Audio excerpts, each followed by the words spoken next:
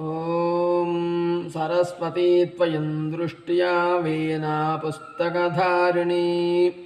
हंसवाहसमायुक्ता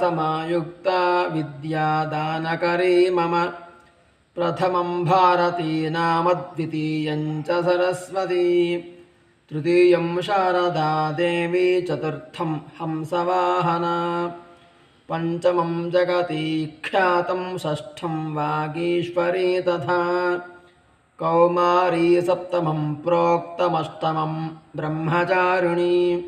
नवमं बुद्धिधात्री च दशमं वरदायिनी एकादशं क्षुद्रघण्टा द्वादशं भुवनेश्वरी ब्राह्मी द्वादशनामानि त्रिसन्ध्यं यः पठेन्नरः सर्वसिद्धिकरी तस्य प्रसन्ना परमेश्वरी सा मे वसतु जिह्वाग्रे